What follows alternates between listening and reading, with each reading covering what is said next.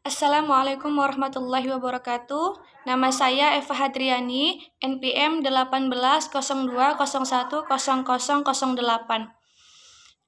Fakultas Syariah, Program Studi Hukum Keluarga Islam semester 5A. Di sini maksud saya adalah untuk membacakan jawaban atau hasil ujian tengah semester saya, mata kuliah Hukum Perkawinan di Indonesia. Di mana pada soal yang pertama, yaitu jelaskan pengertian perkawinan, dasar hukum perkawinan, prinsip perkawinan, dan tujuan perkawinan menurut Undang-Undang Nomor 1 Tahun 1974.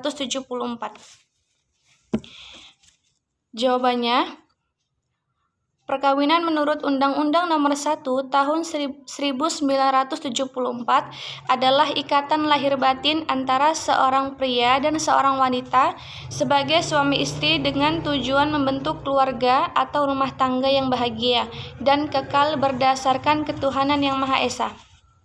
Dasar hukum perkawinan yaitu Quran Surah An-Nisa ayat 3. Selanjutnya, prinsip perkawinan menurut Undang-Undang Nomor 1 Tahun 1974. Yang pertama yaitu tujuan perkawinan adalah membentuk keluarga yang bahagia dan kekal. Untuk itu suami istri perlu saling membantu, melengkapi, agar masing-masing dapat mengembangkan kepribadiannya, membantu dan mencapai kesejahteraan spiritual dan material. Dalam undang-undang ini dinyatakan bahwa suatu perkawinan adalah sah bila mana dilakukan menurut hukum masing-masing agamanya dan kepercayaannya itu. Dan di samping itu, tiap-tiap perkawinan harus dicatat menurut peraturan perundang-undangan yang berlaku. Undang-undang ini menganut asas monogami. Hanya apabila dikehendaki oleh yang bersangkutan, seorang suami dapat beristri lebih dari seorang, dan hanya dapat dilakukan apabila dipenuhi berbagai persyaratan tertentu dan diputuskan oleh pengadilan. Undang-undang ini mengatur prinsip bahwa calon suami istri itu harus masak jiwa raganya untuk dapat melangsungkan perkawinan, supaya dapat mewujudkan tujuan perkawinan tanpa berakhir perceraian. Selanjutnya, mempersukar terjadinya perceraian. Hak dan kedudukan suami istri adalah seimbang dengan hak dan kedudukan suami, baik dalam kehidupan rumah tangga maupun pergaulan bermasyarakat. Tujuan perkawinan menurut Undang-Undang Nomor 1 Tahun 1974 adalah terdapat pada pasal 1, yaitu membentuk keluarga yang bahagia dan kekal berdasarkan ketuhanan yang Maha Esa.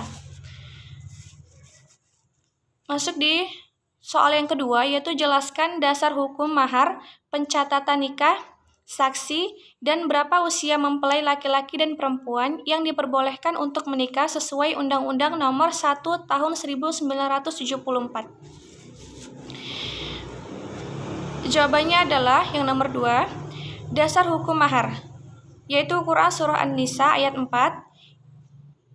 yang berbunyi, berikanlah mas kawin atau mahar kepada wanita yang kamu nikahi sebagai pemberian dengan penuh kerelaan.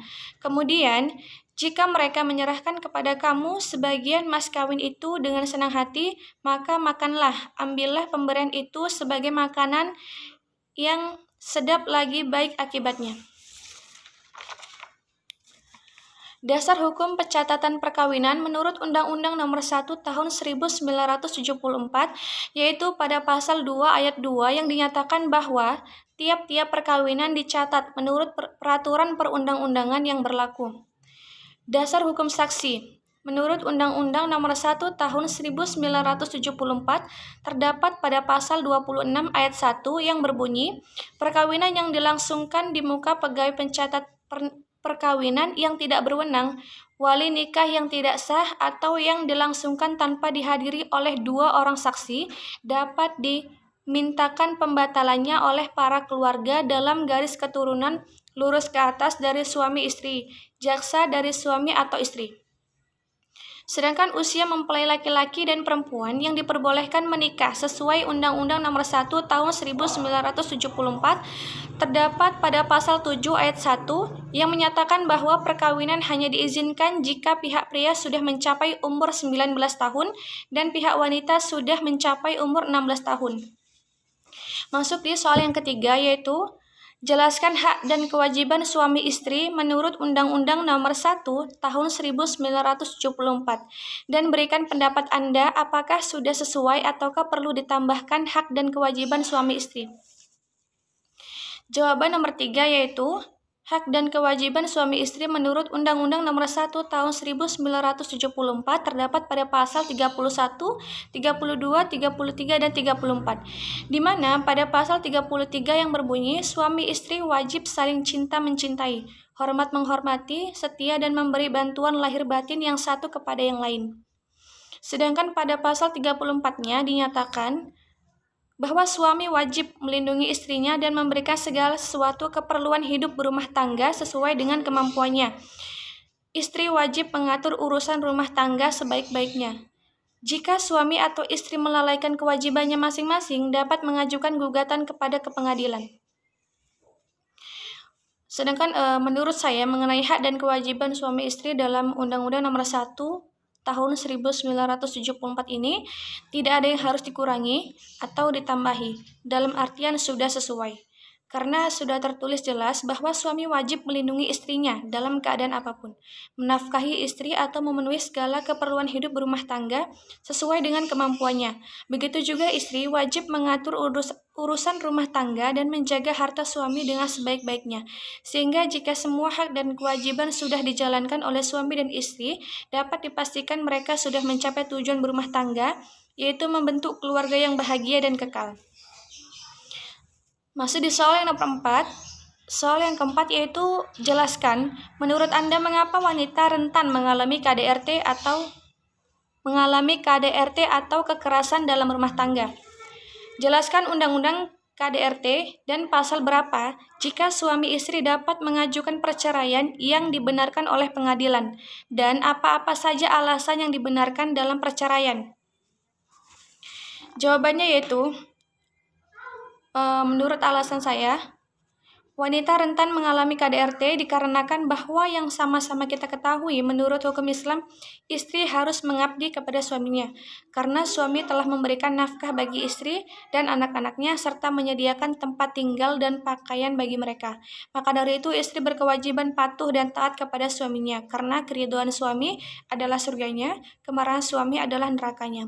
Mungkin karena itu, istri tidak mau membantah perintah suaminya.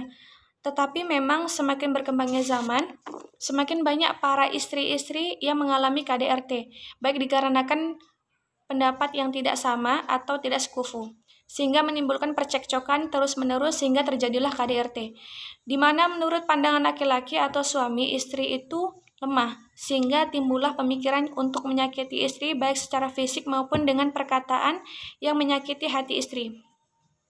Kekerasan terhadap istri ini bisa dikarenakan istri yang selalu membangkang terhadap suami, tidak melayani suami dengan baik, tidak melayani suami dengan baik.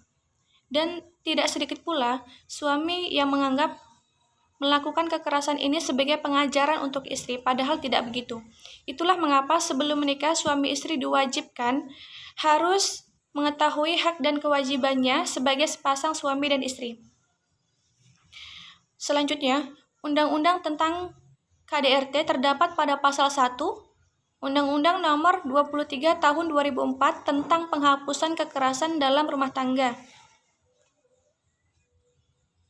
Selanjutnya, suami istri dapat mengajukan perceraian yang dibenarkan oleh pengadilan terdapat pada pasal 39 ayat 1 Undang-Undang Nomor 1 Tahun 1974 yang berbunyi, perceraian hanya dapat dilakukan di depan sidang pengadilan setelah pengadilan yang bersangkutan berusaha dan tidak berhasil mendamaikan kedua belah pihak. Selanjutnya yaitu mengenai alasan-alasan yang dibenarkan dalam perceraian.